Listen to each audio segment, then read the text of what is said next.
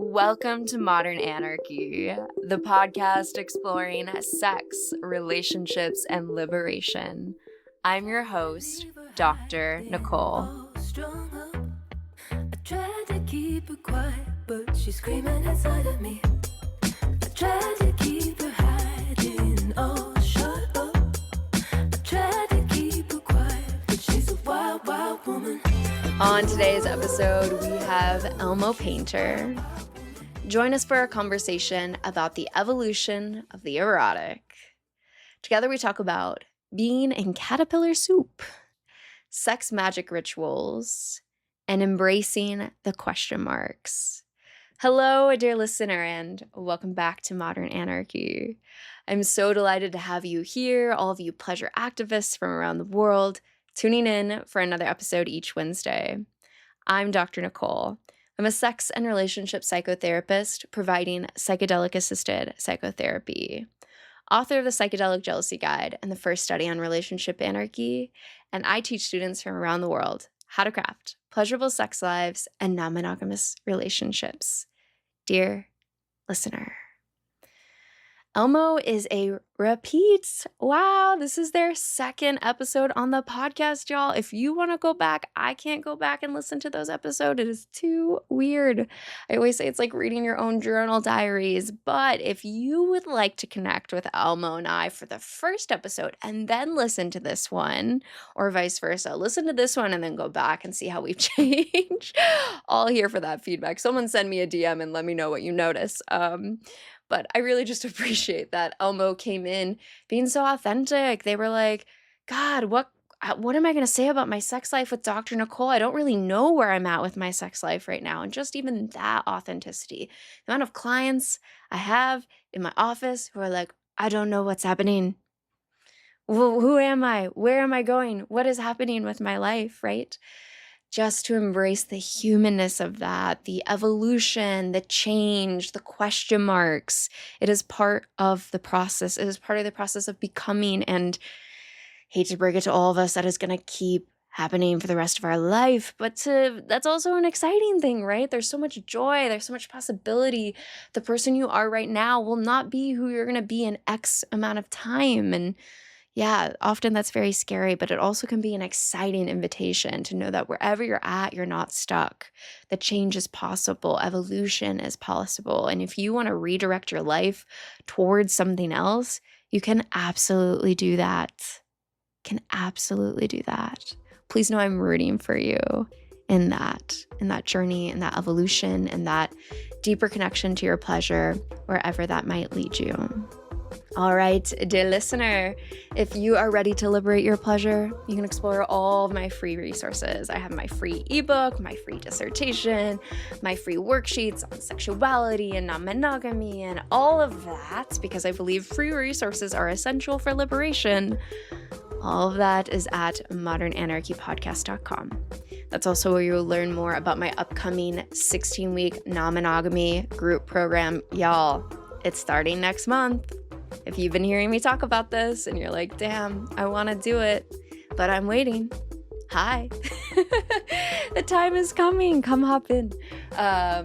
Yeah, it's such a joy every year to teach this group, and I'm really grateful for the vulnerability, the souls that come into the space, and the magic that we co-create there. And I'm so excited to welcome all of you who have already signed up for the groups, all of you who have known months, years in advance that you wanted to make this a part of your year. Honored to have you in this space, and I'm so excited to see you in my classroom in August. And also, thank you to all of my Patreon members. Thank you for supporting me. Thank you for supporting the show. Thank you for keeping this free and accessible to all people. So thank you. And with that, dear listener, please know that I'm sending you all my love, and let's tune in to today's episode. Dear listener, there's a space already waiting for you where you are invited to let go of every old script about sex and relationships and begin living a life rooted in your pleasure, empowerment, and deep alignment.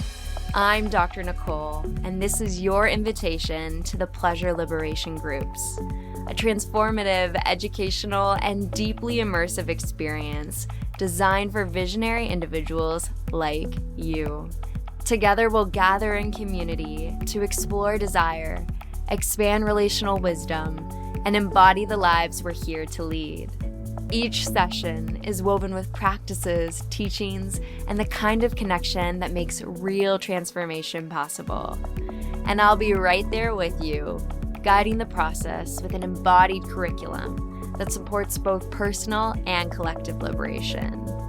This is your invitation into the next chapter of your erotic evolution.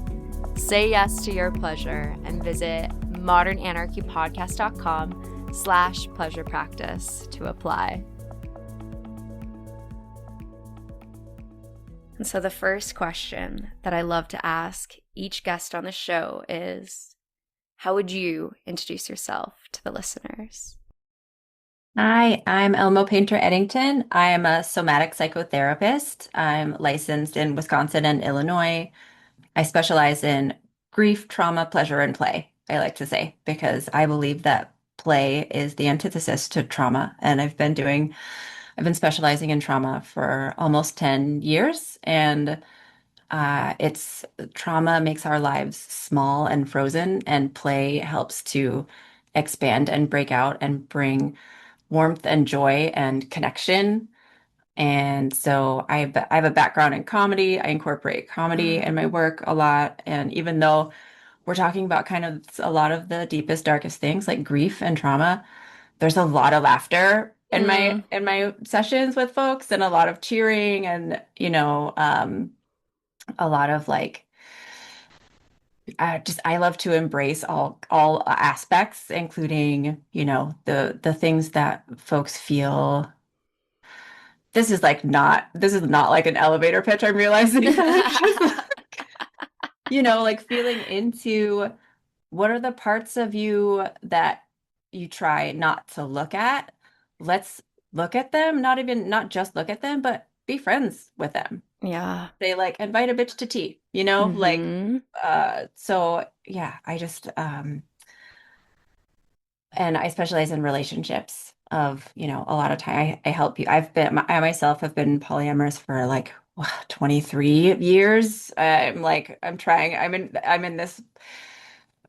not to be like a jaded elder sometimes with like some of the like Instagram and TikTok content I'm seeing. I'm like, oh no. Like yeah, I've been a kinky educator for a long, long time. I teach at various grad schools around Chicago. I teach future therapists.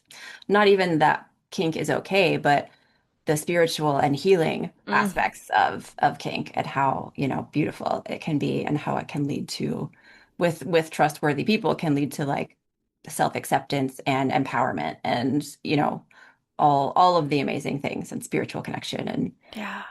all of these things. Uh-huh. That's the longest intro to like what I do I think I've ever given on a podcast. Well, it's so aligned. It's, your life's work and your life, right? That's when like, yeah, I'll say all of it, right? It's so connected, I imagine. Yeah, usually people are like, give me one or two sentences. And I'm like, that is not enough. I cannot. I refuse. Well, you're in the right space, very clearly. You're speaking my language, and you're in the right place. And it's really exciting to have you on the show again. It's been a couple of years since we last checked in on the show. Yeah. Yeah, it's great to be back. I know. From the previous episodes, which I do not listen to, it's like reading your own journal, when you look back and there's all the cringe and all of the emotions you have to work through that. But from your episode specifically, I remember such a deep invitation to connect with pleasure, and specifically expanding pleasure beyond just the sexual space into You had said, like, check in with your belly and ask yourself, what sort of food do you want to eat tonight? What sort of clothes will feel good on your skin today? And it was such a simple invitation, but I really found myself coming back to that again and again, of really pausing and saying, wait, not what clothes look good, but like what feels good on my skin? What Mm. actually is that like food that I'm craving in my body? And it was really transformative for me. Hmm. That's beautiful. I'm Yeah. so glad that you got to keep that. Mm-hmm. Oh. Mm-hmm. And I know it's such a big part of the work that you offer folks, really, Hmm. is that, you had said taking even that moment to feel the sun on your skin. Can you tell me about the transformations you've seen in the work that you hold with folks? Oh, wow. I mean, there's this so it's somatic work. It's body centered psychotherapy. So I do somatic experiencing. I've been doing somatic experiencing almost 10 years. And it can be slow going. It can also be one session is Whoa, like yeah. revolutionary for somebody kind of, and it's kind of perfect storm kind of moment. You never know. Mm, You can't like go in mm, expecting to have like just like one session with a somatic provider and be like, "Oh my God, my life has changed." right. But sometimes you can. Sometimes it does happen. Sometimes I have Mm-hmm. seen it happen. I've had someone come in when I had a physical space. I'm all Zoom now, but when I had a physical space for somebody on my couch and the sun was just coming in the window. And this is a resource everyone has, regardless of finances or class or anything. The Right. sun, right? The Right. air we breathe. Right. The sun was coming in, and this person was just having like a lizard or cat moment and like feeling the warmth and the nurturing elements of the sun. And we just did that. And this person was like, I haven't felt relaxed and happy in 10 years. This is Ah, the, like, I have not, I forgot that I could feel this way. gosh.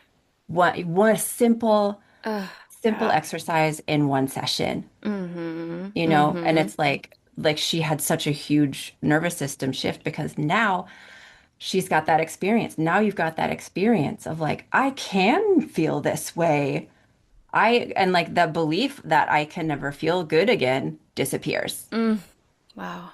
with something Yeah. that simple. So, and you know, there's everything from that to figuring out how, like what's okay with me and what's not okay with me, like feeling into what authentic yes and authentic no feels Yeah. like in the body. It can be really revolutionary for somebody.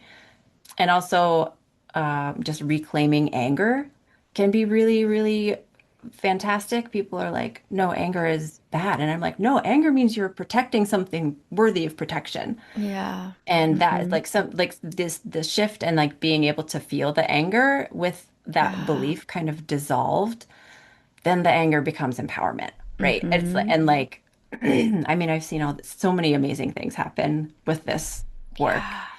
And I also combine it with attachment work and relational work, which can be longer for sure, like longer healing work. But like doing parts work with people, combining parts work with somatic work is like Yeah. chef's Mm, kiss. So, exactly. so good. Yeah, absolutely. Absolutely. You can probably understand when I talk about the work with sex and relationships, how people come in wanting to transform that area of their life.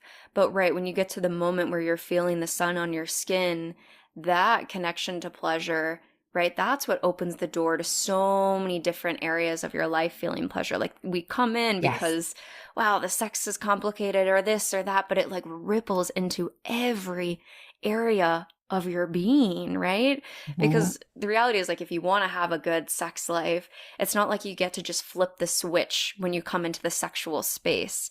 It's the reality that you have to start feeling pleasure in all areas of your life. Right. And then your brain is ready to start also feeling it in that space. Yeah. Yeah.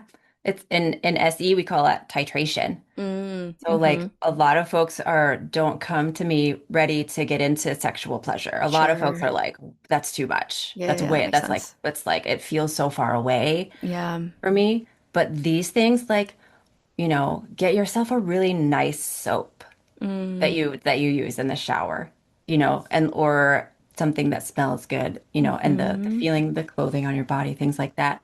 And that is titrating pleasure, like to just bringing in a little bit and a little bit to help really slowly expand the window of tolerance to experience Yeah. pleasure in a mindful, gentle way that's not overwhelming the person's Mm-hmm. nervous system. Mm. Mm-hmm. Absolutely. And so, thinking about your own journey with pleasure, what has Mhm. your titration journey been like? Where did you start this journey?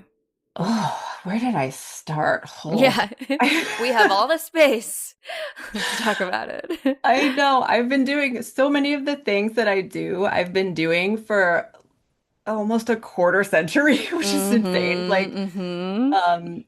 I discovered the San Francisco for myself. I didn't discover it, but it was like for myself. I joined the San Francisco kink community back in 2004 Mm-hmm. and was like had been exploring things before, like in previous years before that. So like I got to kind of grow up there.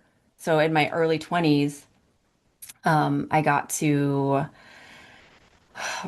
have this huge shift in perspective of like, what is kink? What does it mean to be a dominatrix? What does it mean to Yeah. be a top? Mm-hmm. What does this mean? Because I had these ideas, these like really young person ideas. And then I met some of the most incredible people in the kink world who I am so fortunate to be able to have been mentored by and who were Yeah. like this, who were like, this is, you're giving a gift. Mm, This is, you're taking someone through a journey. This is mm. like, and there was a lot of spirituality and a lot of connection and a lot of So like cool. growth. Yeah. And folks in the community who really like knew who they were and knew their boundaries and could be like, oh, I don't like this. And you're like, little me was like, you can just say that, Ah! Yes, and please tell me, right? Please tell me what you hmm don't like. Yes. Yeah. But even right now, like, so there are some of these things that I've been doing for a long time, but right now I feel like I'm going through this metamorphosis. And like we were talking about before, this kind of caterpillar soup of there was perimenopause, and then I had a complete hysterectomy Mm-hmm. back in April of this year. And I'm really so like it's kind of like all the stuff in my 20s and 30s. I'm like, okay, is that still me? Like, am I Mm. still, do I still like this thing? Like, what do I like now? My body is different, my hormones are different, and your hormones impact every system of your Yep. body, every single Yep. system of your body. That's why Yep. perimenopause knocks you on your ass. Oh yeah. So even right now, I feel like there's like a little bit of like I'm moving into the Crone phase. I feel like ego wise, I'm like, I have to kind of accept that like I'm not who I was Mm. in my 20s and 30s, even though Mm. like so much of my identity and professional identity has been like this kink educator, this polyamory educator Yeah. for so long. And now I'm like, do I even have, is like polyamory still what I want? Like I'm always going to be non-monogamous, I think, but Yeah. I'm like, do I have the capacity Mm. for multiple, these like multiple relationships, like Mm-hmm. deeper relationships at this point? Do I? And I don't even Mm. know the question. I don't even know the answer to that. I'm in the question right Yeah. now. And Yeah. with pleasure and things like the hormones, the desire stuff it just is biologically different right now. Mm. So I'm like, what? Yeah, I'm in a lot of question marks and I'm just kind of being in this and it's at that time of recording, it's winter solstice eve today. And so I'm just like feeling into this like dark moments of and just being like, okay, there's a lot of unknown. There's a lot of this like powerful darkness that's happening. And yeah, I'm like, I really I have gone so long being like, I know who I am. And now I'm like, oh shit. The psychedelic has dropped in. Where are we? Where are we? And who am I? What Yeah. is I, actually? Yeah. Yeah. Yeah. My ego is like searching around in the dark in a big Uh-huh. way. Uh-huh. Uh-huh. Uh-huh. Isn't it fun? Yeah, it's great. It reminds me of last week's episode with Karen. When she introduced herself, she said, I'm becoming. Right? And Yeah. I'm like, yeah, like so in the stage of becoming for you, I'm curious what feels alive. Like what are the pleasures that are speaking to you, right? You invited me into such that practice of like where is the pleasure taking me? And so Ooh. what do you feel alive? Like where is that path going? Yeah, it's going into a very cozy place. I love Like that. my somatic practice is Yeah. very centered around coziness. Like Mm. I've got my the like our living room is like so soft. There are pillows and blankets. Like there will never be too many pillows for I me, but there agree. might be I too many agree. pillows for some folks. But Yep. I mean, it's soft, it's cozy. Every day I'll like curl up under a blanket and look around at all of like my little plants and knickknacks Ah. and all the painting that I've done and everything. And I'm just like, my Mm. home is so Mm. cozy. And like Mm-hmm. just let that's my daily somatic practice of like feeling Mm-hmm. into coziness. Mm-hmm. And I've been really into sewing. Mm. I'm becoming the crone in the woods. I'm Yeah. like, in my little home, my cozy little home, and I'm sewing a lot. I've been like teaching myself Mm-hmm. how to sew and Mm. just doing these things. I'm just like really leaning into Yeah. those kinds of pleasures, those kinds of Beautiful. like small pleasures. Mm-hmm. And I think because so much else is such a question mark, those are like my pleasure, my creativity, makeup and sewing has been Mm. like huge and making my home super cozy. Mm-hmm. Mm-hmm. Mm-hmm. Beautiful. Love to hear that. Love to hear where your pleasure is going. And you spoke about the shifts with hormones and menopause, and I'm curious, how is that impacting then this new crone phase that you're in, these big shifts? Where is your eroticism in this chapter? How is it unfolding? Yeah, girl, good question. Yeah. Yeah. There's been a there's been a little bit of like, where are you at from me as well? Yeah, yeah, yeah. Yeah, what are you noticing? Yeah, so I'm noticing some question marks around it. I'm Mm-hmm. noticing man, I don't even know. There's a lot of crawling around in the dark and like erotically as Yeah, well right yeah, now. And I think right now I'm experiencing ego in a way, but like ego transformation. It's not ego death because there are a lot of elements of myself and my personality that I know to be who I am. And yeah, erotically, I'm just like kind of also giving that a lot of space. I'm kind of giving my erotic life a little bit of, everybody knows not to uh, have expectations of, yeah. me being the like kinky, spunky kitten I once was. And Mm, but at the same time, there's a lot of longing for mm, more eroticism and more of those feelings yeah. that, I'm just like, I think just like I need to do my own treatment with myself and the like Yeah. finding more pleasure, finding more of the like sensory pleasure in life and like kind Mm-hmm. of rediscovering some of those pleasurable things Mm-hmm. for myself. So yeah, I mean like even answering this question, I feel like I'm kind of yeah, like looking for something in the dark or Mm-hmm. without my glasses or something, like Yeah. yeah. So like I'm like I know it's here and like there's this sense, I have this kind of spiritual sense that it's fucking badass. Like where Mm, I don't like it's just kind of I haven't found it in this point in time, but there's a connection to it and I can feel there's like this sense of liberation mm, in it too. And I think because I'm allowing this big question mark moment, this caterpillar suit yeah. moment, that I also feel very hopeful and very optimistic. Yeah, And, yeah, yeah. like I said, spiritually, having my uterus and ovaries removed for me has led to more spiritual connection. Like I know a lot of folks are connected to their womb and things spiritually, and that's really beautiful. For me, it feels like a block was literally taken Mm, out, like mm, removed of and mm-hmm. oh man, I feel like so much more of a witch, Mm, than I have in like a yeah. couple of years. And there's something in there, and I've always been like spirituality is a huge turn on. Like I have, we talked about ecosexuality, I think Oh, last yeah, we time. did. We did. Yeah. Yeah. Yeah. Yeah. Yeah. So Uh-huh. there's like elements of that spiritually, like Yeah.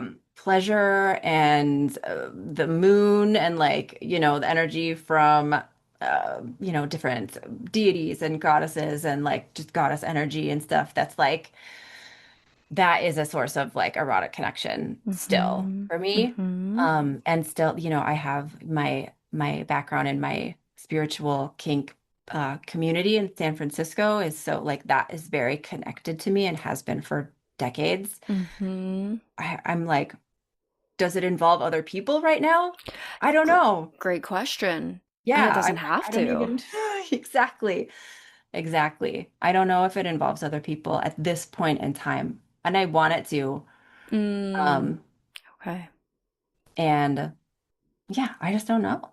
Mm-hmm. And I feel very fortunate to have my beautiful, amazing partner that I live with who is like, okay, Yeah.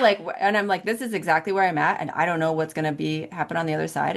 And he's like, all right, and Yeah. he's Yeah. like totally here for it and Mm, like beautiful. totally supportive. And Yeah.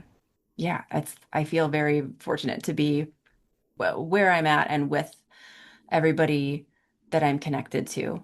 And Mm-hmm. like, people who are that I've been erotically connected to or Yeah. romantically connected to, who like and are those beautiful queer relationships where it's like we can be All of it. we can be whoever we Yep. are right today. Yep. And it's so amazing. And that's why I know I'll always be non-monogamous in that Yeah. way because of like my beautiful queer connections of people, Right. in my life. Um, Mm-hmm. but yeah, so many question marks. And I'm just Mm-hmm. kind of here for it. Mm-hmm. Mm-hmm. Absolutely. Absolutely. I hear you in that, queer community showing up for the magic of each relationship and how it Yeah. unfolds in all its different forms at many different parts of the journey and just being open to that. And you talked about, if we're talking about chapters of your eroticism coming from that spunky, kinky kitten phase to this witchy, erotic crone, right? That's a beautiful arc to really sit with. And it sounds like Yeah. now you're in this space where you're really allowing the pleasure to guide you into this next chapter. It sounds like it's off the scripts and you're really just being here. Like, does it even involve other people or not, right? And Mhm. maybe it doesn't. What does it mean to be with that connection to your eroticism? But Mhm. I'm also hearing, yeah, the grief, as you said, like you want it to involve other people. And so you said you have this vision of liberation. Do you have images in it truly when you see that vision of your erotic liberation? Are there any images in it? Yeah. Yeah. Yeah, erotic connections with people, sexual connections with people. And even like you saying that this like erotic, witchy crone Mm-hmm. phase, I was like, that's hot. Like, Yeah, tell me more. just Tell like, me that. Tell me that. I want to hear that going, that thought train. yeah, like, um, just like that, the older, like this this authentic space, even these question marks it feels so authentic to me to even to just be able to break down this, like, am I still this way? Am I still this way? Do I still want these kinds of connections? Do I still, and like being able to question that feels like it leads to more permission for that to Yeah. be an authentic yes. And like that's kind of what I would like and what I'm hoping for, or to have like this more liberated, like what does it mean now? Because it doesn't mean what it meant in my 20s or 30s. It means something different now at this point in my life. I'm almost 45, and by the time this comes out, I'll probably be 45. Mm-hmm. And I'm like in medical menopause, and all of these things are different. Yeah, and I'm hoping that these moments of like really deep questioning and really real existential fucking level of questioning that I'm doing with myself and Yeah. that I'm allowing, and this Yeah. fucking deep shadow work that I'm like, I don't even know. I don't know. And I've known who I am since I was a teenager. You know, I've had this like really strong sense of self, and I Yeah. still do. And I think that's why I have so much permission around myself now to be in this questioning space. Right. Because I'm like, you know, I have a lot of confidence in myself, Exactly. and I have a lot of like self-efficacy in like discovering these kinds of navigating these kinds of big question moments. Oh, yeah. Yeah, I think there's a special level of confidence to get to that sort of ego disillusion where you really don't know who you are anymore and you say, that's okay. I'll figure it out, rather than panic, right? Yeah. So there's a certain level of true confidence in self to say, I'm wandering and I'll figure it out. I don't need the Yeah. map. I feel the map inside me, right? Hmm. And I think it's so beautiful how, like you said, when you clear out all of the scripts and the expectations, it makes your yes really loud. I was just with my partner Cooper last night and talking to him about like how sometimes I feel like you're my friend. And I'm going to say the word just friend in the sense of like removing of any sort of scripts of eroticism and sexuality or any of that. And then at other times, I feel like you're my deep sexual lover, and we have these really hot moments. And I love that I oscillate with that, right? So it doesn't ever feel like I'm locked in one. And so then the days where like my sexual desire with that person feels far away, like there's no pressure where I'm going, oh, but I need to, or this should be happening, or that. And so it makes such a clear moment when I do want to have sex with him. It's like, oh, Yes. yes. Yes. Right? And so those moments where we can like remove off any of the scripts of our lives, it really creates a lot of space for that very clear yes rather than the shoulds and the pressures and the social expectations that are often so loud. Exactly. Mm-hmm. Exactly. And it's like when I teach people boundaries, Yeah. I'm like, your no makes you trustworthy. Like Mm-hmm. being able to say no means I can trust your yes. And being able to say, I don't know, I need some time so that I can come to that authentic yes. Mm-hmm. There's so much more like, okay, like when that yes comes, like, okay, we can really get into it because I know you meant that yes. Right. Exactly. Exactly. Hmm. Any sort of good conversation with a bottom or a sub, right? Like, where's your no? And if they don't have an Hmm. answer to that, that's like the biggest red flag. Like, Yes, no, no, yes, it no, no, is. no. Yeah, yeah. I'm like, I need to know that you know where your no is, right? Yeah. And so, stepping into your hot, erotic witchy crone, I feel like a big part of the witch archetype and spiritual practice comes down to rituals. I mean, there's so much to it, and we could geek out on all of the nature and the community but there's a lot of rituals. I'm curious, do you have any erotic rituals that are really important to you in this chapter? Hmm.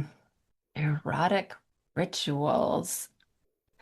I think, and I'm like, I'm feeling into what I've been doing that I haven't really put into words yet. And so like that, like being able Yeah. to think about it right I now in love this holding the moment. space. It's Yeah. so fun. Thanks, Dr. Nicole. Yes, of course. I'm here for it. Yeah, but I think a little bit of what I was mentioning before of that spiritual kind of connection with crone energy, with magic, with the moon, with more like my own witchcraft is and like that feeding of erotic power and magical power and like, femme power that I'm kind of leaning into. And like, it's only been a couple months since my Mm. surgery. So like I'm Mm. still Yeah. fresh, right? And like there was like the recovery and stuff. So Right. the who am I now stuff is very recent, like very, very Sure. recent. Um, yeah, oh, but now I'm like, okay, but now I want to like create erotic rituals that are more like manifest. And like, what does that look like? What does that mean? I mean, I love putting things on my body. These are kind of like these, and like doing my face and makeup always makes me like when I feel beautiful, I feel it's like it changes the whole day, Yeah, it you know? does. And makeup is a like it's like very much part of my queer femme identity in that way of like, and it feels empowering to me and it feels like art. Like I just get Mm. to make art of myself and Mm-hmm. my body, and it rules. And Mm-hmm. yeah, just like making having like beauty rituals and those spiritual connections, and even connecting to this space where my uterus was that Mm. and it isn't anymore. Yeah. It feels like a reclamation of my body. You know, it was such an empowered choice because and it wasn't just like, oh, I'm having perimenopause, I want to get rid of this. It's like, yeah, I have a lifetime of endometriosis. Mm. My mom is still alive, but had endometrial cancer, which came Oh, back a bunch of times. And it was dang. like, it for me, it was never an if, but a when, you know, as Right. far as getting everything taken out because it, you know, for my own safety. And Right. perimenopause hit and it ruined my life. And Oh, it was like, the perimenopause for me was like wrecking me in ways that I didn't understand what was happening to me. yeah. But anyway, that we can put a pin in that maybe, but the reclamate, like the being able to have everything taken out Mm. and feeling more like, oh, and there's also this beautiful like non-binary femme creature self that is more realized now too. Mm. It was also gender affirming, and you Mm. know, not only was it healthful and an empowering decision for my health, it was also for who I am, and which also is a connection to those spiritual spaces. But yeah, like feeling into that space where it isn't there anymore is like, yes, yes. Mm. Oh, that feels good. It feels Mm. good that it's not there anymore. Yeah, yeah, absolutely. I imagine we talk about play, right? And you had specifically started the conversation there.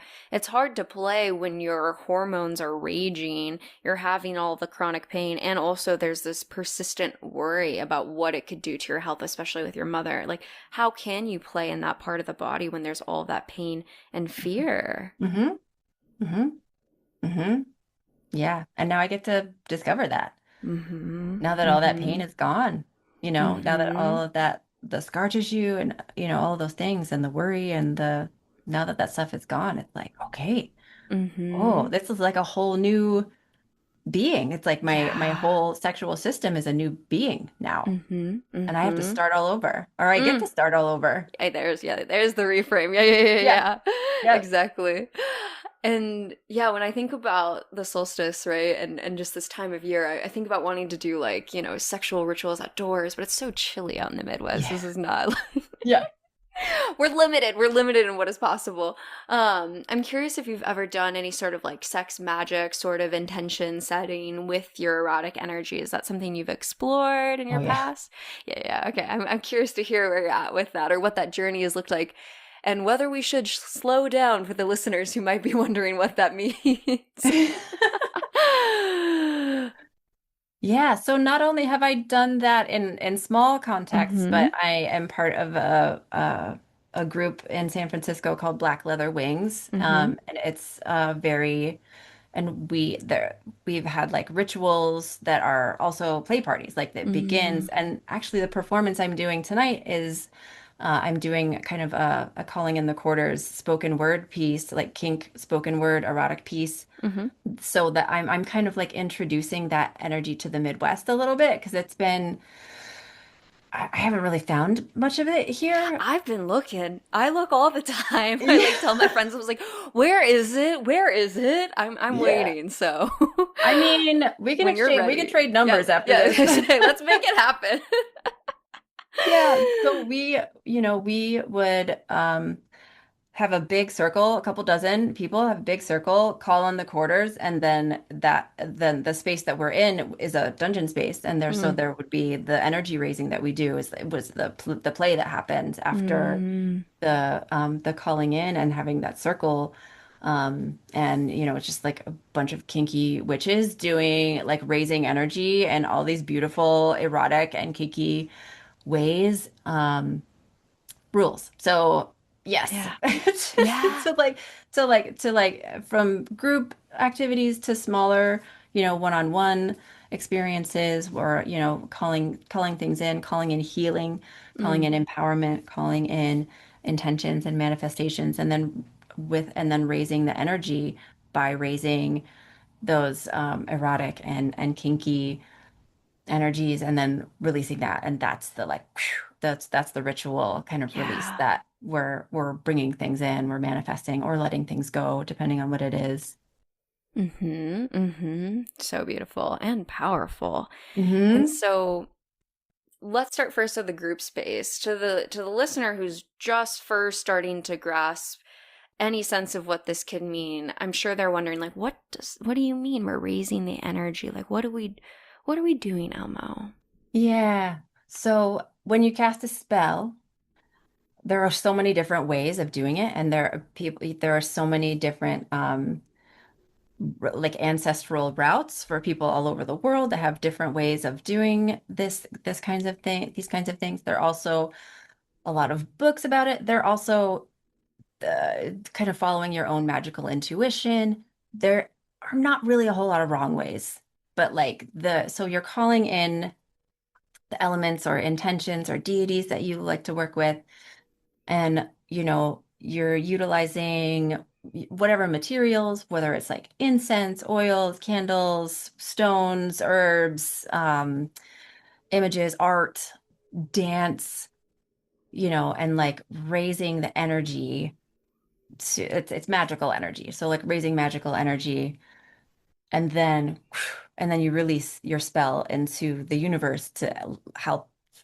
so then it can come back to you. So then it can be like you're releasing your intention, but you're raising the energy, the vibration of it by doing something in the ritual space. Mm-hmm. Is that Mm-hmm. enough of, do you Yeah, feel I like mean, that's the enough real of an like I'm trailing with you. I'm sure there are people who have trailed off, you know. like sure. we're like, wait, what is the spell? Are we actually creating it with a wand? Is it showing up here? Like, what is it? So like at some point you just gotta say, okay, if they don't get it, they don't get it. I can't. I'll chime in at least what I think of when I have yet to do this intentionally in a group space. Mhm. The kind of play spaces that I've gone into are like the Berlin techno rave and it's like really loud music, sexual energy, or the like slow tantric and it's less spell magic, at least sometimes, but or like a house and someone's having a house party and it's very just like, oh, this is a house and we fuck. So I've yet to do this in a very intentional group way, but at least when I do it for myself, when I think about spells, I think about spelling. I think about words and how powerful your words are to create the reality that you want. Even the frame shift that you named earlier, right? Like, I get to figure out this next chapter of my life versus, Mhm. oh, I have to. And how much that moment of deciding those words creates the reality that you now move into for your Mhm. existence. Like, that's a spell right there. Like, I get to experience this. And then you live into the magic of that. And so when I think about like my own practices with eroticism and specifically the energy of orgasm, right? Being able to like bring my body into that big state of pleasure. And truly, when I'm in that state of ecstasy, to have the vision of where I want to go with my life and who I want to become, and to feel that at the same time, it's it for me it dismantles any level of shame about what that image is because I'm in such a moment of ecstasy and it's Yeah. really pairing your nervous system into a state of pleasure around that vision that you're having. And for me, that doesn't mean that it shows up tomorrow or the next day, but what it does mean is that I carry myself with that energy. Yes. Right. And then therefore Yes. the universe and people respond to me because now I'm holding myself sitting up straight and they feel that I Mhm. have that energy and then things change. Yeah, it changes your vibe. Yeah. Yeah, 100%. Exactly what you're saying. It changes your vibe, it changes your nervous system, the way, like you said, the way you're like sitting, standing, interacting with people. Yeah, and then people are responding differently. And that like the ripples, whether you believe in any of this magic or anything or not, that is a change. And that does change things. That does change how people respond to you and maybe the kinds of conversations you have and maybe the kinds of doors that open and maybe the kinds of like, oh, Yes. you know what? You're trying to do this. I heard about this thing. You should talk to this person. If magic itself isn't real, that is, you know, Mm-hmm. we know that that is. Yes, absolutely. So much so, right? It opens the doors, the next people, and the reality is like every sort of connection is almost like a song in and of itself. We could get into the vibration of that. But like there are certain people you meet and you just naturally resonate with them and you're like, "Wow, Mhm. I really liked that person." And we could get into the specifics of even the voice and the breath, right? I know my previous self who was so, harmed by Christianity that Mm. any bit of the spirituality was something that I was so against. You get so hurt that then your walls are up against anything that Yeah. feels woo woo. And so, Yeah. where I'm at now, I think I can respond to that younger part of myself a bit more and say like, yeah, we know in physics that sound is energy vibration, right? It's vibrating in your ears and it's sound waves in that sense, right? And there's energy in that. And so if I come into a situation going, well, I'm so scared about my podcast and what's going to happen, I don't know. Like you will start to pick up on that, Elmo. All the listeners will start to pick up on that Mhm. versus if I'm orgasming every time I make the show and I come in, I'm like, no, this is modern anarchy. Yeah. Like you feel that in your body. And yes, absolutely that ripples through, right? And then so certain people will be attracted to that, just like certain people are attracted to certain music. And other people will be like, that's just not my genre. And it's like, that's cool. That's Yeah. fine. Yeah. Mm-hmm. Yeah. Mm-hmm. Exactly. Exactly. Then it's funny that you mentioned that. 'Cause I was thinking about this recording today and I was Mm. like, I haven't been having like mind-blowing sex. Like what am I gonna talk about on Nicole's show? And then I was like, this. I mean, like Yeah. obviously the human thing that I'm going through and like Yeah. what is here and what is alive because that's important for people to fucking know about and hear about and Yeah. to normalize and to be like, it doesn't matter how well you think you know yourself in these couple of decades, when it comes to this other decade, you got to start all over, or Mm-hmm. you got to figure something out and just be with that and be okay with it. Yeah. So, Right. and so that's, now I'm that, and like that's the crone energy that I'm bringing in. Mm-hmm. So, like, I don't know, and I'm fucking okay with not knowing. And I think that's Yeah. fucking fierce that I don't know, and Uh-huh. I'm cool, you know? Absolutely. Absolutely. Yeah, absolutely. You have the confidence to walk through that. And the reality is that so many people will resonate with that because I think, especially as, a therapist or a coach, there's this expectation to keep it all together. Mm-hmm. We could get into the whole expectation of the tabula rasa, the ivory tower of the academic space, and all of that. uh, you know, the systems that killed the witches, let's be clear. Sure. Yep. Right, right. And so to be vulnerable and authentic, I know that's what people resonate with, right? Mm-hmm. And I think that is such an essential part to do as someone who does help other people because if we just come into this space of like, I have it all figured out and I'm helping you, what is the reality of what we're modeling for folks that like Yeah. you're gonna get to the space where you no longer struggle? Like, no, struggling is a part of the human condition. Mhm.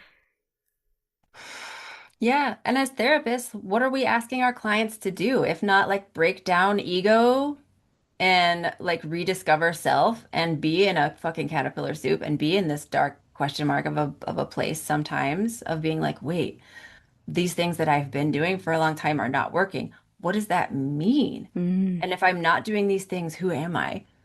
You know, that if we're not allowing ourselves to be real with our own process, then kind of what we're asking our clients to do is it's colonialism, right? Mm-hmm. Mm-hmm. I mean, we could have a whole other fucking podcast episode about Yeah, that. I'm like, we need to talk about that one for sure, for Hmm. sure, for sure. But Yeah. it's scary because the systems tell you that you need to be perfect. Like if, I started talking about how I had had BV for about a year and it was intense, and then started doing pelvic floor therapy just to work through that. And I had so much fear to talk about that because I'm like, how dare I, the sex therapist, get to such a point where I worked so hard, I stopped listening to my body and was so stressed, but like that's so real. That's the Yeah. reality of it, Yeah. And so like I think a huge part of breaking down these systems is being authentic when we're in the caterpillar soup, because that means the next time that our clients and any of our community and ourself is in that space, we're not holding ourselves to this unrealistic sort of perfect, archetype of the healed human that we're supposed to get to. It's Yeah.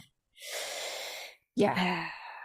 Which is an illusion. yeah. That like perfectly healed person is it's an illusion and it's an unattainable goal. Yeah. I've had clients be like, my goal is just be happy all the time. And I'm like, I can't help Ah. you with that. Like I straight You up, tell them that directly. yeah, I was like, that's not. Did they come back or did they? Yeah, because Good. I Yeah, was yeah, like, yeah, that's an unrealistic goal. And like, not only is it unrealistic, it's unhealthy to be yeah. happy all the time. You Mm-hmm. need all of your emotions. They're information. That's Mm-hmm. our navigation system, you Yeah. know, to say things like this is okay with me, this is not okay with me. It's our protection, it's our, you know, Yep. connection. It's like grief, sadness, anger, you know, like frustration, all these things, like we need all of them. It's not healthy to Yeah. just be happy all the time. That means you're probably dissociating. Right? Like You you're have probably to be. dissociating a lot if you're like, I'm Yeah. just happy all the time. Yeah, you have to be, right? If that's the case. The motto I always talk about, motto, I don't know. I just like to really say this phrase that we cry hard and we come hard. Yeah. Yes. Yeah. Because we can't pick and choose what emotions we feel. I feel like this first was very clear when I was reading The Ethical Slut. I feel like they brought a lot of that framing into it of like, Hmm. hey, if you want to go down this path, just be aware. You're going to feel everything a lot more. Both the good, the bad, the sad, the beautiful, all of it. You don't get Hmm. to pick and choose what you feel, right? When you feel all of it. And so I think that is such an important, piece to really ground, is the person who's like, I'm always happy. It's great. My relationships are perfect. I never have any struggle. They're either lying to you, right? Or they're so numb that they're not noticing the pain and they're just like spiritually bypassing it, which eventually will hit. There will be a damn moment where that breaks and shatters. Something will hit, and then we won't have the skills of how to sit with all of the pain and the difficult experiences of the human condition. Grief Right. is inevitable. Death is inevitable. Yeah. Us, whether it's us or our friends first, our pets that we go, like, it is an inevitable part of the human condition, right? And we can embrace that for the beauty that it is, but we also need to be with the pain of it without overriding it. Hmm. Hmm. Yeah. And so I'm curious for you, right? Modern anarchy, I don't have this hot sex and this phase. I'm in the caterpillar soup.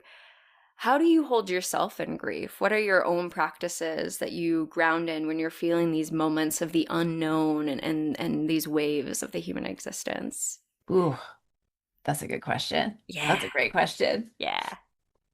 Yeah, for me, it's getting creative. Mm. It's making something. You know, like I said, I've been really getting into sewing. And Yeah. what I'm really into in a very also like anti-capitalist way is like old clothes, like garage sales and thrifted clothes and cutting things up and sewing them back together and like creating my own fashion out of just upcycled things that already exist. So it's also like what I'm doing with myself, Yeah. like breaking things down that used to fit that don't fit anymore, don't fit Mm. my style, don't maybe fit my body the same, cutting them up, piecing them with other things, with newer things, and creating a whole new piece, right? It's like, it's fucking awesome. And sewing is so hard. I'm like, it's so hard. It's such a frustrating hobby, but it's so cool to be able to break these things down and make new things.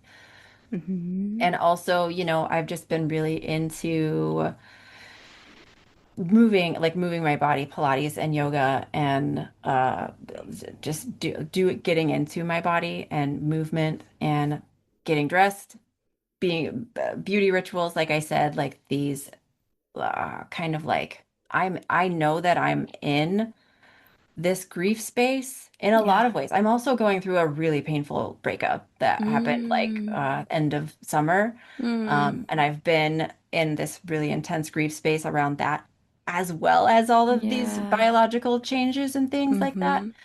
So I've been holding a lot of grief, and of course, like fucking the world, Yeah. there's just like endless grief. Right.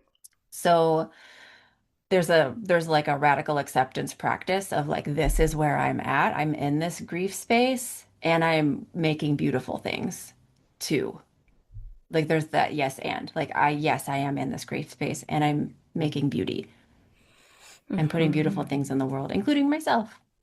Yeah. Yeah. I mean, I was thinking about the sewing of the old garments, the garments that don't fit, and sewing it into something new. I was like, what a beautiful metaphor for the chapter that you're in, Yeah. truly. Yeah. Yeah, Mm-hmm. exactly. Mm-hmm. Hmm. And What about so, you?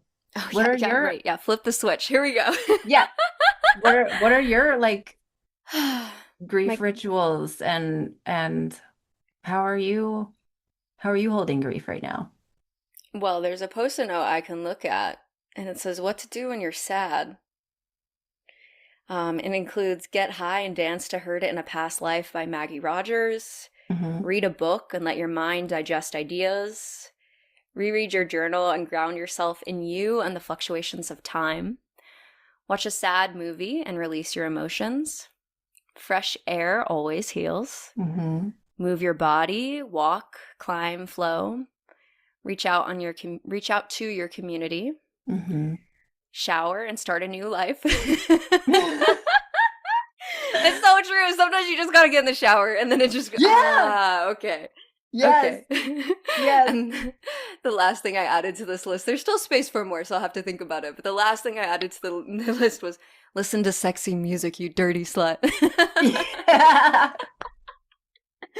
So I must have been somewhere with that last one. You know that post-it note has been there for a long time, and so over time I like add something there to it. So yeah, I mean I feel like something I try to do when I'm in grief is just remind myself that it's probably not as bad as I think. I feel like I feel like as an artist and a creative person, part of our work is to imagine possibilities, imagine possibilities, imagine possibilities, imagine possibilities. And so that part of my Mhm. artist capacity is very strong. And if there's a sense of doubt or fear, then that part is still really strong. And now can imagine all of the worst case scenario possibilities. And so I've Mm-hmm. been doing a lot of work to just remind myself that, like, it's probably going to be way better than you imagine. It's probably going to be way better than you imagine. Because I clearly have the, like, grief of the worst case scenario already there. I don't need to work on that. I personally need to step into the more, like, pleasure filled Yeah. confidence part, you know? Yeah.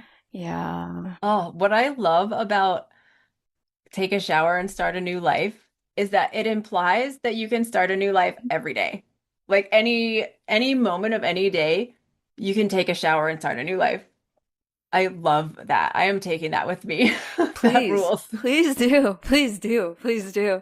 Um, I do have an affirmation that I do, not every morning because I'm a human being that has like fluctuations of my ability to focus, Hmm. but when I do in there, the affirmation, it says, there is only this next moment and how I choose to meet it. Hmm. Yep. Yep. Yeah. Because it's like, well, the rest of it already happened. I feel like that's that bit of mindfulness and the power of being able Oh to yeah. author your own life, right? Because we can get so lost in the story of the Who am I? What am I doing? Where am I going? Who am I? What am I doing? Where am I going? Versus sitting in the space of, oh, I get to choose, right? Hmm. Like, what are the values I want to have? Where do I want my life to go? Of course, with the knowing that we can't control the universe and what life presents us, right? That is completely outside of our control, right? But how do I want to show up and what values do I want to align myself with? Those pieces are within our control. And so I feel like that's the moment Yeah. where rather than looking to the past and spiraling into trying to find the narrative of who we are, which there's a time and a place for that, don't get me wrong, but like really stepping into that moment of authorship for your life. Like, Hell yeah. I've got the book and here's the pen. I'm gonna do this. Yeah. So, Yep. yeah, take the shower and start that process. Yes. The Mm-hmm. more choices we have in a moment, the freer we are. Yeah. Like that question of how do I want to meet this moment? That's recovery. Like when I talk about with my clients, like recovery is freedom. Recovering is having more choices and instead of having that automatic like I'm stressed, I do this. Or Mm-hmm. like this happened and I do this. It's we when we can like take a beat and slow down and say something like that, like how do I want to meet this moment? That's recovery. That's Mm-hmm. emotional recovery, right? That's Mm-hmm. freedom. That's Mm-hmm. empowerment. Yeah, absolutely. And the spaces where we react out of that knee jerk reaction, often those are some of our more hurt parts, right? You Mhm. know, that moment you're with a partner or a lover or something, you just have that knee jerk reaction of that's how you respond. We get into Yes. the defensiveness or we make some sort of accusation that it's always like this, right? Those are the moments to go like, wow, my body got really activated there. And that seemed to came out of no, okay, there's something to unpack over in that corner, Yes, right? there's something. There's a box that I haven't thought about in a couple of years. I thought I had Exactly. unpacked that I, and yeah. didn't even take the tape off. Exactly, exactly. I thought I put that box in the basement. Why is that here? Yeah. It's a humbling process, truly a Yeah. humbling Yeah. process because you're like, damn, okay, Yes. okay. Um, but yeah, I feel like when you spoke about wanting to go into the shadow. I'm thinking about that. Yeah, the box that's in the basement. How would you Hmm. describe shadow work and what that means to you? Oh yeah, yeah. Yes. So my shadow work practice is also how I'm kind of able to be in this dark space and be like, Mhm. Yeah. all right, here we are. Like, because the shadow work is it's all of the things about yourself that you either don't see necessarily or you don't want to, you're like, no, that's not me. Or it's a little bit compartmentalized, but like your friends see it. You know Yeah. what I mean? It's like those parts of ourselves that like we don't, but like we're like, no, that's not me. And your friends are like, I've only gotten that feedback from my whole community, but my community is wrong. My community doesn't get it. Those are the moments you're like, oh shit, okay, well. Yeah. And I think what a lot of folks think about shadow, they think about the parts that you don't like, but your shadow Ah. is also your talents. It's also the things that Mm. you're awesome at that you don't acknowledge. It's Oh. also like how you show up that people appreciate that you don't really see or think about sometimes. So it's not just what, parts that you're that don't feel good Yeah. or that feel like shamey or things like that. It's Mm-hmm. sometimes it's your power that you're Mm. that you're not acknowledging or you're not accessing right now. Yeah. That's also shadow work. So it's it's Mm-hmm. it's so many things, and sometimes it's neutral things that you just like didn't realize about yourself. So it's like being able to break down who I think I am and accepting who I actually am. Right. That's shadow. I mean, that's shadow work right there. It's like to Yeah. to just put a hugely broad definition on it. Mm-hmm. Yeah.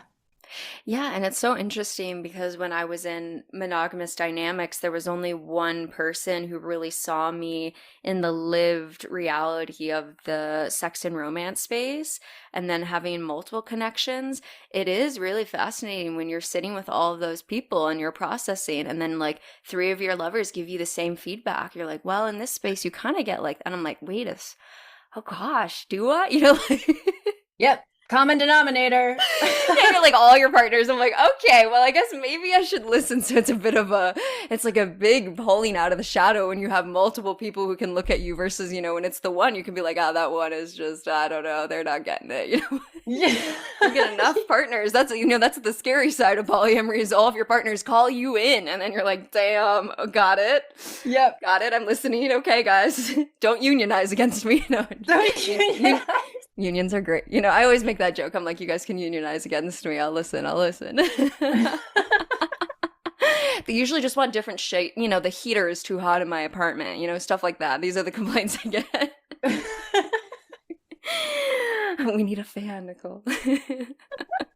Yes. Yes. Yep. Mhm. And then you get to decompartmentalize.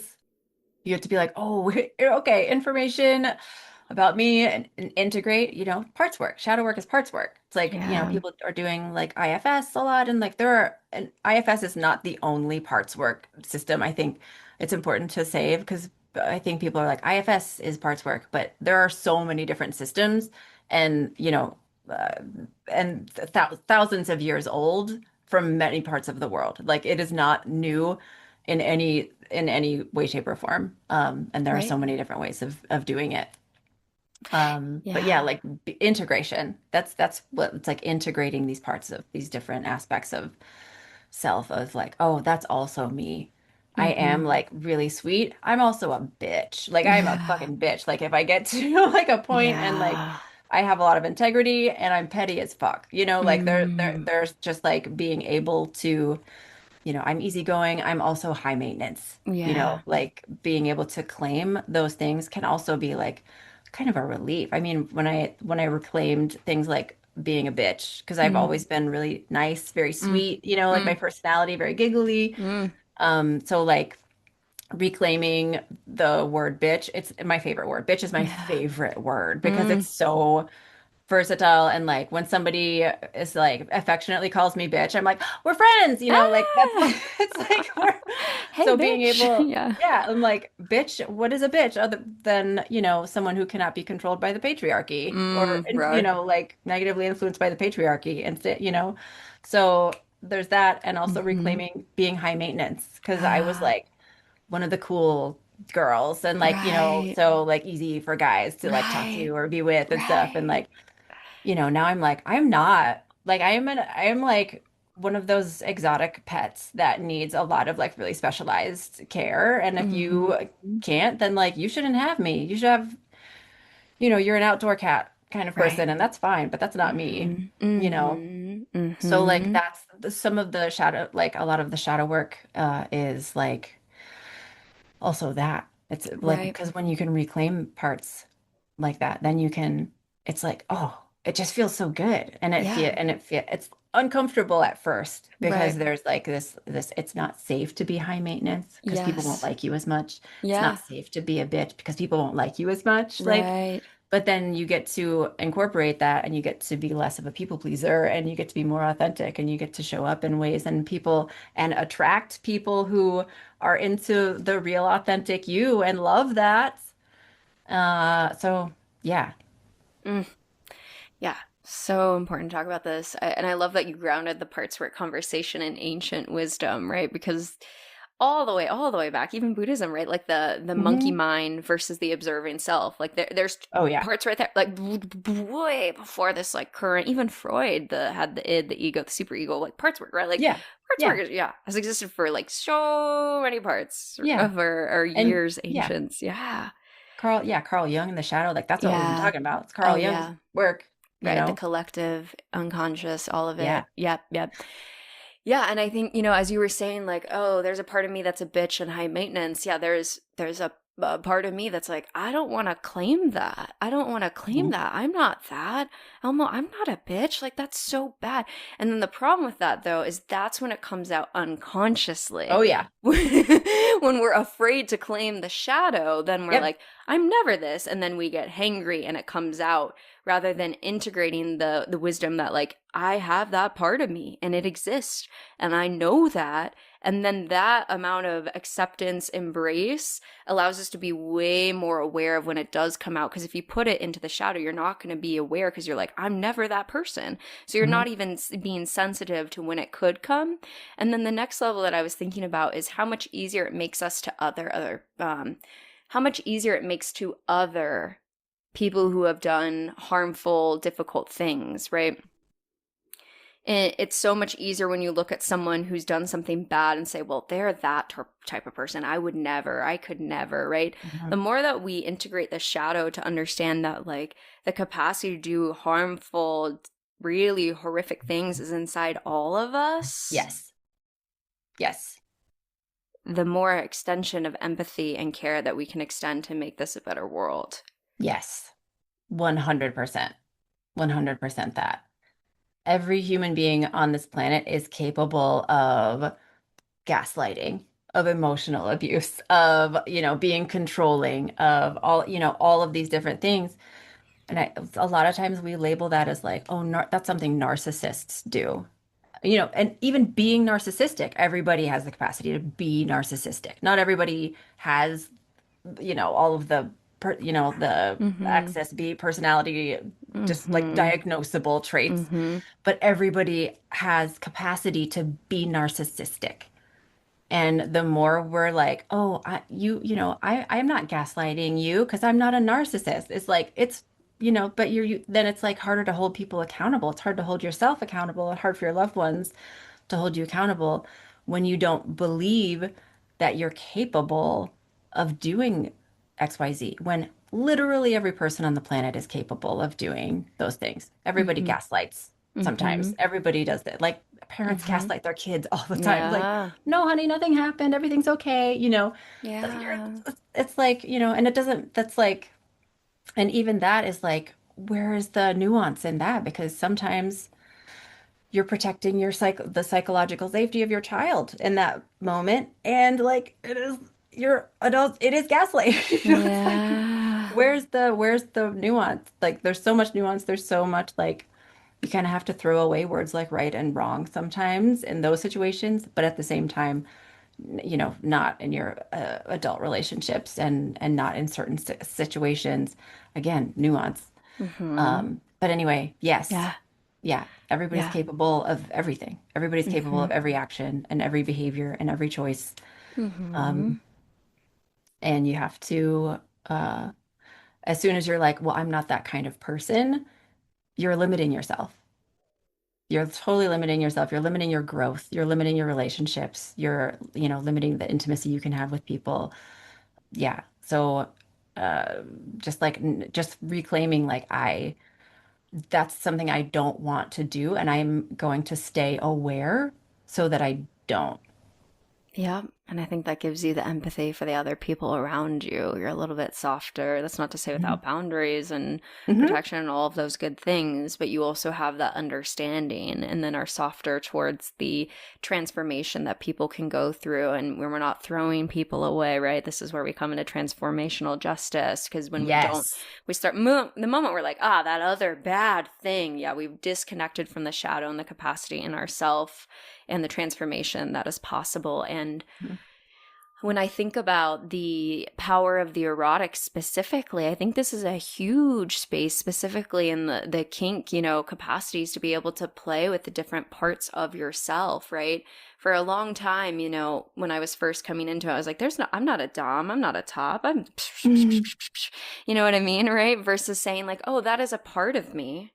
And I Yeah. can tap into that. Yeah. Maybe it's a part I haven't tapped into in a long time. Maybe lots of patriarchal narratives have been inside my head. Oh, what a concept. What a concept. Where's my powerful dom? I don't see her very often on the media, Yeah. And so Yeah. It's like the moment you start to embrace that, you can have all these. And I think for some people, especially if you're getting into more, sadistic parts, right? That can be really scary for people. Like, no, Hmm. there's not a part of me that enjoys inflicting. No, no, right? Versus Hmm. being able to like explore that in spaces with the full consent of everybody there. And it can be quite, a psychological ego death becoming process to unpack that, like, we have these parts inside of us. Yes. Yeah, that's one of my favorite things about kink is playing. That's what we're doing is playing with shadow. We're playing with taboo. We're playing with these parts of ourselves that, we might otherwise be afraid of acknowledging or, like can I like tap into being like a bitch goddess or, can I tap into being controlling? Can I tap into being sadistic? Can I tap into or on the receiving side, like, can I tap into, like, really lean into my people pleasing? And like, can I really lean into giving up control to someone? Can I really lean into these things? And like, when we can play with those in safe contexts, then we look, guess what we're doing? We're fucking integrating the shadow. Yeah, Oh, transmuting. Mm-hmm, mm-hmm, chef's mm-hmm. kiss all around. I know, I know, I know. A lot of my non-monogamous clients will come in, especially couples, and they'll, we're processing new connections with other people, their first experiences with metamors, right? And they're like, like, well, I have this scene. I don't know how I feel about it. I'm like, okay, well, like, what's the scene you're craving? Ah, I don't know. I don't know. I'm like, okay, like, what? Is this, a safe place? Come here. Tell me, tell me, tell me. They're like, well, I really want to have this cuckolding scene where I put my metamor in the corner and they have to watch me fuck our mutual partner. You're like, Yeah. listeners can't see you. You're laughing, you're smiling. Yeah, yeah. Yeah. What I usually remind them is, great. I'm so glad that you named that. And now we have the capacity to invite everyone in the space to consensually play with that part of yourself Hmm. if they're on board. And you know what's really beautiful about that is so much better than being unwilling to acknowledge the desire and then have it come out in sideways, weird ass shit where you're like, Yep. well, no, I'm not going to invite you to my birthday. I'm going to make that. She doesn't get the invite, and like you're Yep. essentially doing it in this unconscious way. Yep. Like, so it's like I really want to invite people to like embrace what that craving they have, that longing, and then bring it into the consensual, safe conversations to have with other people. So, like you're saying, you can transmute it and work through it very directly rather than the unconscious, messy, sideways shit that comes out Hmm. often. Hmm. Yes, exactly. It's gonna come out anyway. Like Yes, whether or not you're exactly. acknowledging it, it's gonna come out anyway, and it's probably with less mindfulness, it's gonna be uglier. Yeah, exactly, exactly, exactly, exactly. So set the scene, folks. Create the scene, right? Yes, And integrate it. That's a yes. huge piece. I feel like, in the psychedelic space, well, I guess this is still up and coming, but in the psychedelic space, there's this really big emphasis on the importance of integration, right? We Hmm. have this transformative ego death place. You're going all of that, right? But the biggest part of it is the integration afterwards, where you're sharing how it's transforming where you're going, what you're moving into. And the same thing with kink. Like, I love those moments where, sure, you have the big scene, you're in the subspace, the, dom, like whatever it is you're in. But then to have the circle afterwards with all the people that were a part of that scene and like, yeah, so how did it feel to tap into that sadistic part? How did Yeah. it feel to claim this? And that's also where, of course, the safety comes forward too, is we can name like, well, Mhm. I think that was too far. Here's what I'm knowing now this time was a signal for myself, all of those sorts of pieces. But like, it's also where we can really transform our sense of self by talking about these things we're uncovering. Hmm. Yeah. And to have it accepted. That's Yeah, the other beautiful huge. part of kink is like I can express the shadow, and the other person is like, hell yes. In those moments where you're like, okay, maybe it's a little bit safer for me to integrate this into who I am. Maybe I can be a little bit more high maintenance. Maybe I can be more of a bitch. Maybe, by bitch, I don't mean like abusive. I mean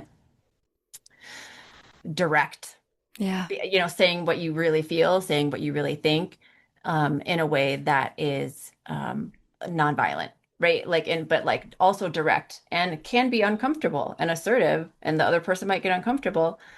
Um, and like, maybe I can be more XYZ because I did that in this safe context of a scene, and the person was not just okay with it, but so fucking into it, Yeah, yeah, yeah, know? yeah. Yes, absolutely. Absolutely. Yeah. Craving more. Yes. Yeah. And so, I'm curious, when we look all the way back to that younger version of you, the one that is first stepping into these play spaces all the way in San Francisco. I'm going to say that again because I didn't say it very confidently. So, when we look back to that younger version of you, Elmo, first stepping into those play spaces in San Francisco, what words of advice, wisdom would you share with your younger self? Oh, wow. That's a good question because I had wonderful guidance. Good. Yeah. Like my 22-year-old self stepping into that world had mentors Good. that I'm so grateful for to and Yeah. still love and am connected to this day. And Good. oh, what is other advice? Um,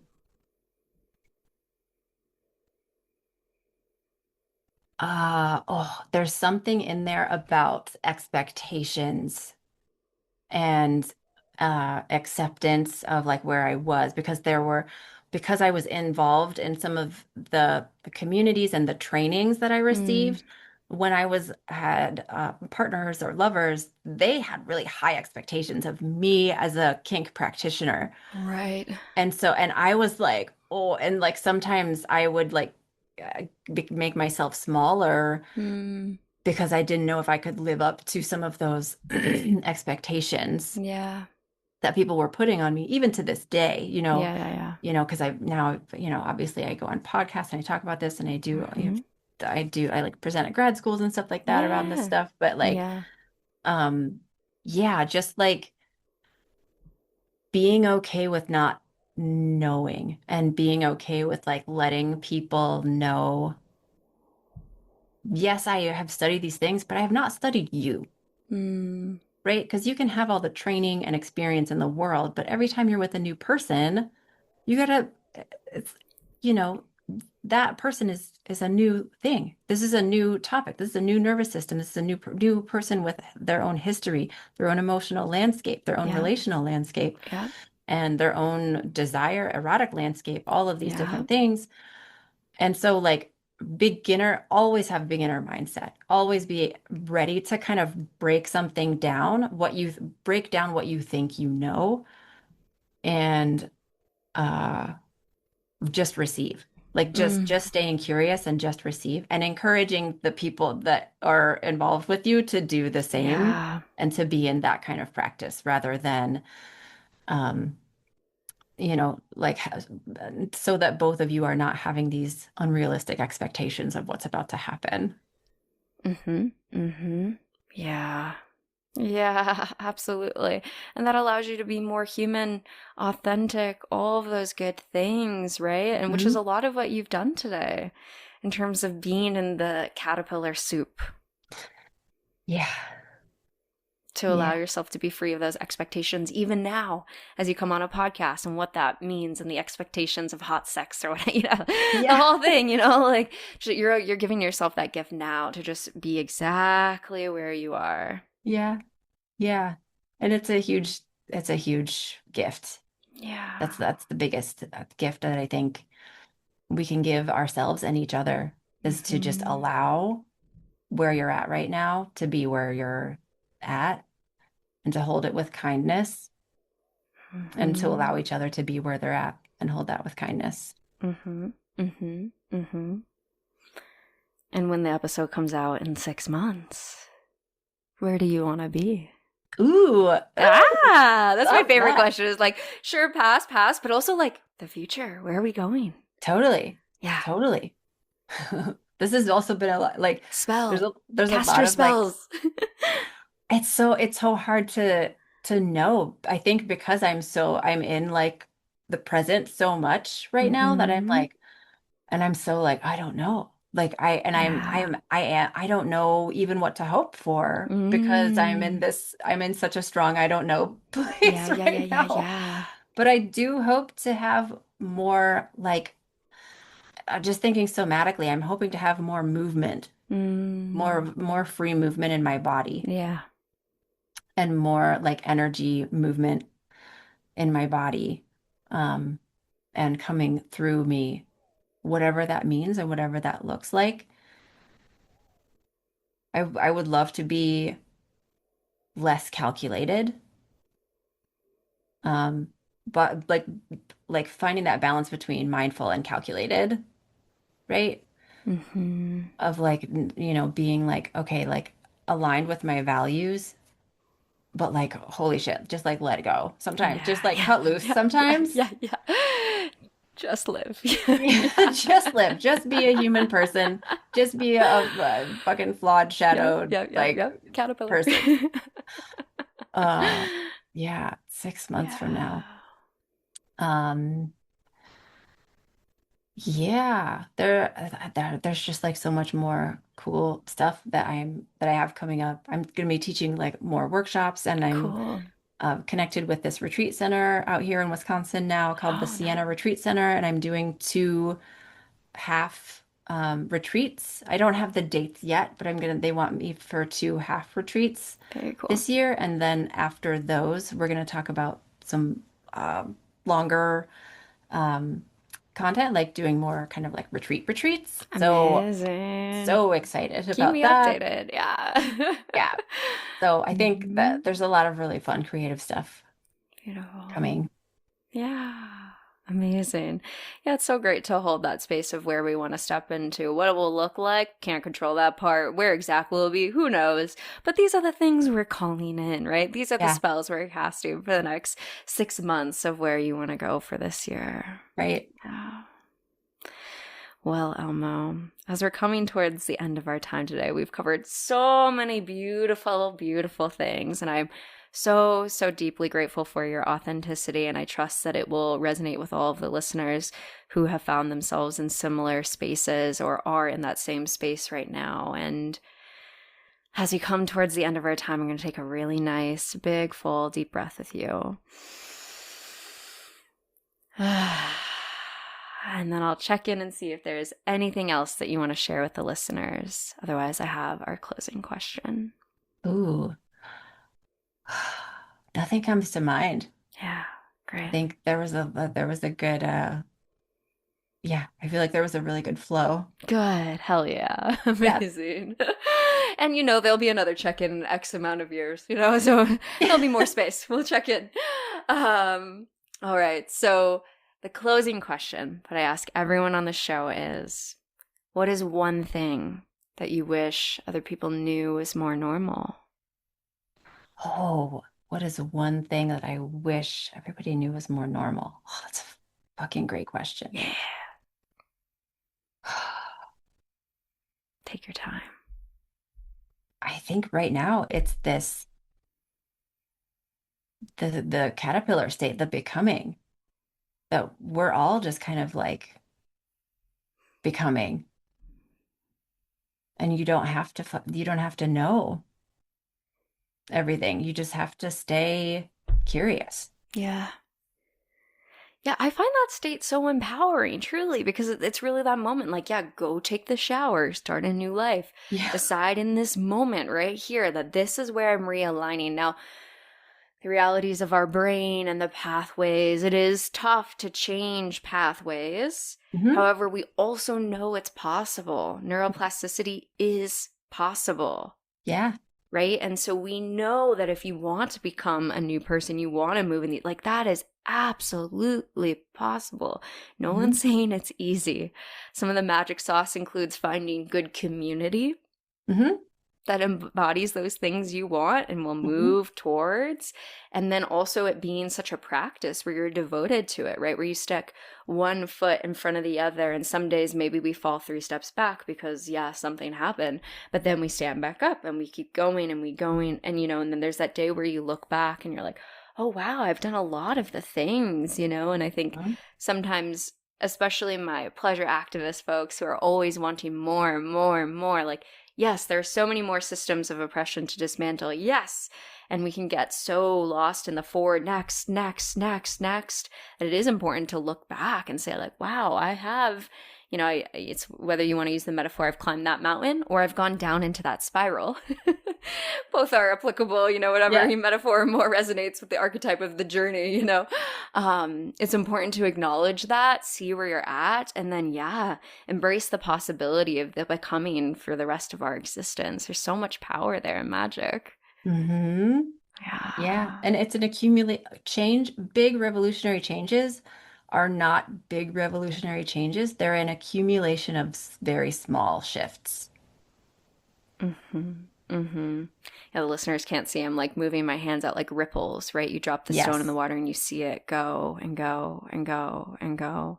Yeah. And so I always like to invite all of us to trust in the ripples, and the personal is the political, and the ways you show up for yourself and the people in your community, those have real transformative changes. Mm-hmm. Yeah. Yes. Yeah, very much so. Every interaction is a seed of some kind. Yeah. Well, I'm so grateful that you came onto the show today and shared your voice and your story and your work with me and all of the listeners today. Elmo, it was such a joy to have you. Oh, thank you. It was so wonderful to see you and to be here and to be able to share this space and the kind of like personal process and everything. And like, yeah, just to like, I hope that people find it comforting and that people can resonate with it, and it can, disillusion like some folks. Yeah, I know that it will. I feel very confident in that. Absolutely. Yay. And for all those folks that are resonating, you're talking about your retreats, your courses, all of the things that you're doing. Where can people find you and connect with you? Yeah, so weirdlightcoaching.com is my website. And I don't really have, like, I have a Weird Light Instagram, but I don't use it. I got taken over by bots. I don't really know how to like undo any of that stuff. So I'm the social media thing. I don't even know if I don't even know. But anyway, just go to my website. And send me an email, and I'll let you know what's going on. Amazing. Well, dear listener, I'll have all of that linked in the show notes below so you can find Elmo and all of their content. And again, thank you for coming on the show today. Yeah, thanks, Nicole. Amazing. Dear listener, thank you so much for tuning in to Modern Anarchy. Thank you for sharing this episode with your friends, with your lovers, with your community. Truly, it means so much to me, and I am so grateful that you are here. If you are wanting to release jealousy in your non-monogamous dynamics and step into compersion and pleasure-filled connection, you can read my book, The Psychedelic Jealousy Guide, for free on my website. There you will also find so many other free resources, including worksheets on how to clearly communicate and set commitments and boundaries within your non-monogamous dynamics, and other ways to practice clear communication about your sexual desires so that you can step into your most pleasure-filled sex and relationships. So head on over to modernanarchypodcast.com to find all of those free resources. And I look forward to seeing you next week.